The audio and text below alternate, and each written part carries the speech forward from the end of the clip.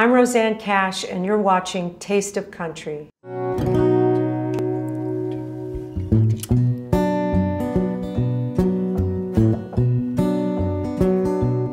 I remember when I was about 8 or 9 years old, we took a road trip to the Grand Canyon, and it was so long and dusty, and we had been so many places. I remember by the time we got there, we didn't even want to get out of the car and look at it.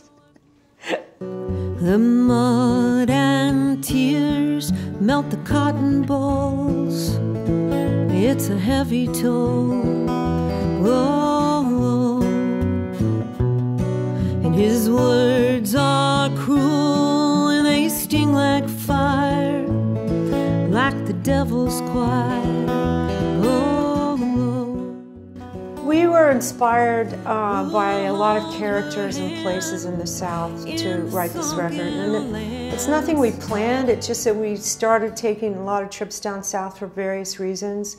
And the more we were there, the more inspiring it became. Feather's not a bird, the rain is not the sea, the stone is not a mountain, but a river runs through me. Then we took a dedicated road trip for John's birthday. And we started in Memphis and drove to Oxford, Mississippi, drove all through Mississippi and down Highway 61 to New Orleans. And it was kind of, I mean, it sounds trite, but it was a life-changing experience. It really was. To see these places of music and revolution, it was, you have to start wondering what happened in the Delta, you know, for all of these things to arise. Who'll hold her hand in the sunken lands?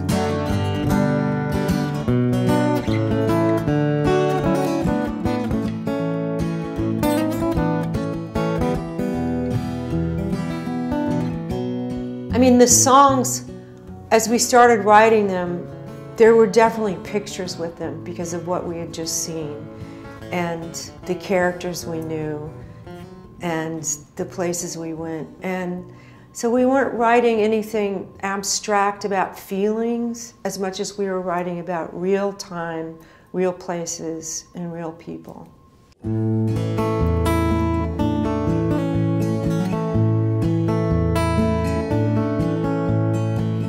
What's the temperature, darling? 100 or more. The horse is pawing at the dust, violets wilting by the door. Marshall was the original bass player in the Tennessee Two with my dad, and he was married to his wife Etta for 65 years. And on one of those early trips we took down south that inspired the record, he came to a rehearsal that day for a big fundraiser, and he had a brain aneurysm and died. And I saw him play the bass guitar on the last conscious day of his life. And his wife, Etta, said to me that every morning of their lives they woke up and said, "What's the temperature, darling?" And John said, "That's the first line of a song." And the rhythm of our lives, a mile or two from Memphis, and I must go away. I tore up all the highways, there's nothing left to say. I've just found in my life that the things I pushed away the hardest, I embrace the closest in middle age. And I don't know why that is. I don't know if it's true for everyone, but I know when I was younger, I pushed away tradition and the traditions of my family and what they loved, what my parents loved. And I'm sure every young person does that. And I probably did it longer than was necessary. But now those things carry so much emotional weight for me. Everything from the music traditions to the recipes my mother passed down to the tradition she had of sewing, you know, and handcrafts, because I sew now. The Southern way they had of calling certain things, you know. They didn't say fireflies, they said lightning bugs, you know. They said, "I'm fixing to go somewhere." Those things I treasure now. Who'll hold her hand in the sunken lands?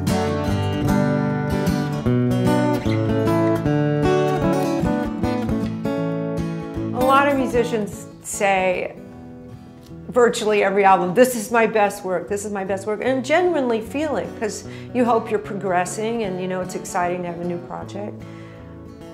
So I'm one of those. I do feel it's my best work, but I feel that some of these songs I've been trying to write for years. Like I have wanted to write traditional ballad, like the old Appalachian or Celtic ballads that are a story, a narrative, and it has a heartbreaking end.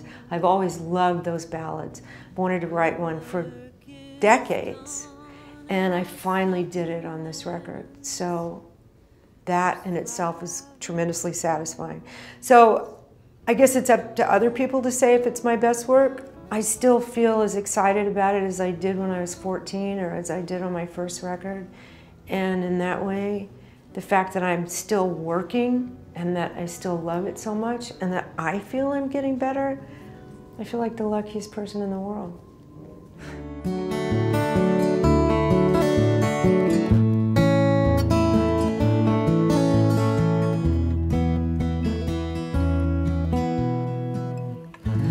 What's the temperature, darling?